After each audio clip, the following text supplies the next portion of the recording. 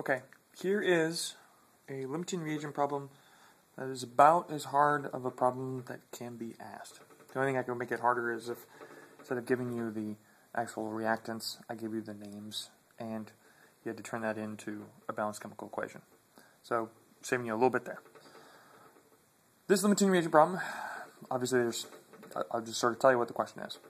Starting with 55 grams of barium carbonate, 26 grams of nitric acid, and the question is how much barium nitrate do I form? I'm trying to save some space here.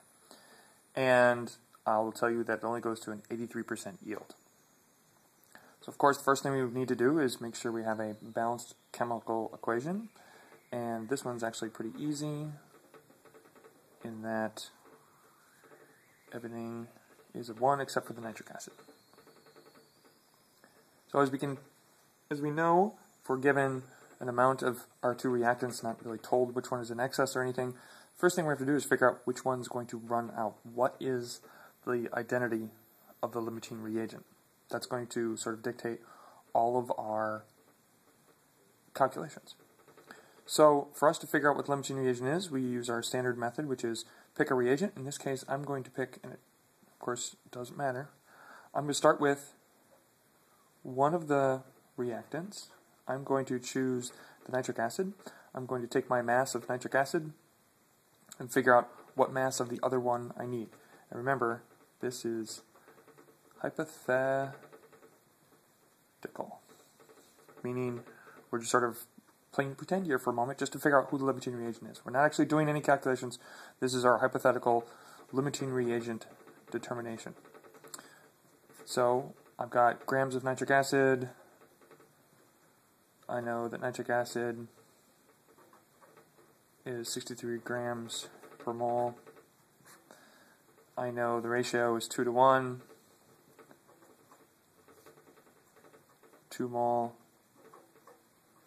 nitric acid, 1 mole barium carbonate, 1 mole barium carbonate. Molecular weight of barium carbonate is 197.3 grams barium carbonate, and you get 40.7 grams of barium carbonate. So this 40.7 grams of barium carbonate is how much barium carbonate I need to completely react 26 grams of nitric acid. And so the question is, do I have 40.7 grams of barium carbonate? I sure do. I've got 55 grams, which means I have plenty of barium carbonate to react with all of my nitric acid. And so my conclusion from this calculation is that the nitric acid is the limiting reagent. And now that I know it's the limiting reagent, I'm just going to very carefully sort of cross out this calculation because I don't want to ever use this again. Because remember, this is the hypothetical figuring out which reactant's going to run out first. This was a totally mental exercise to see who the limiting reagent is. Because now we know the limiting reagent is, all of my calculations are going to come from, or start with, my amount of nitric acid. If it was 100% yield, or if we wanted to calculate the theoretical yield, we would start with our limiting reagent. But we don't have 100% yield. We've only got an 83% yield. Because we have an 83% yield, well, let's figure it out that way anyway. We're going to do this two different ways. Get the same answer. So if I start out with 26 grams of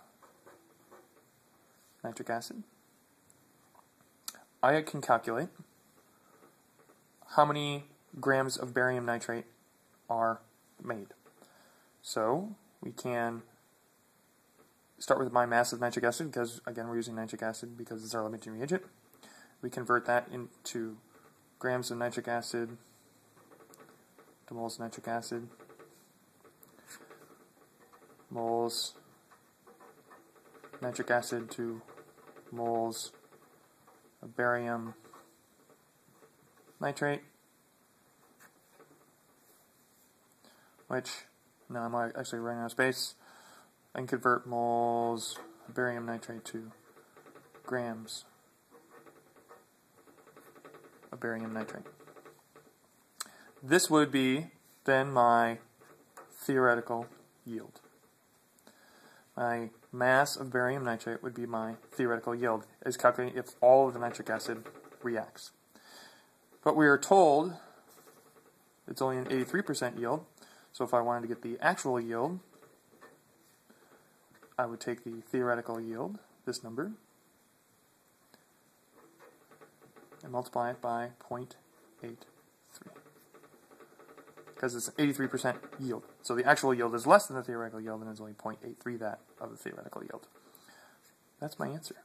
Whatever, that's the question. What is the actual yield of barium nitrate?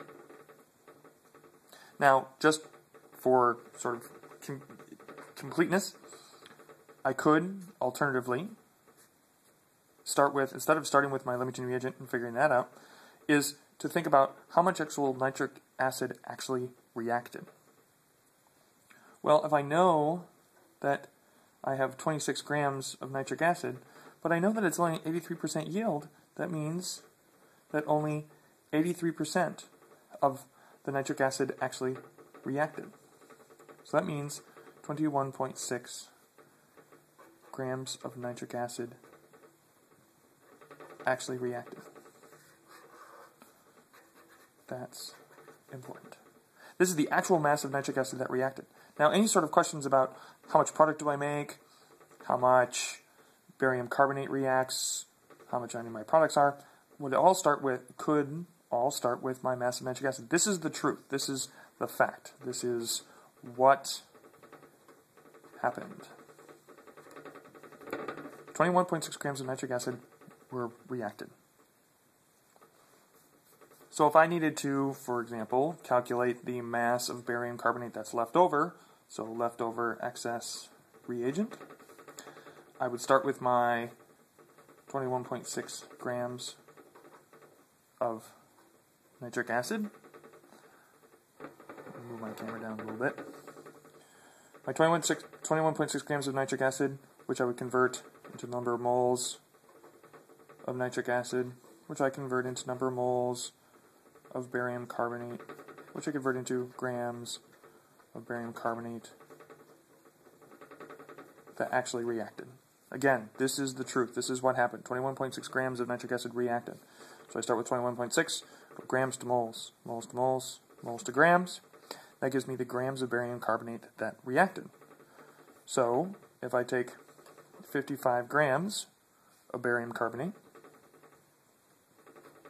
which is how much I started with,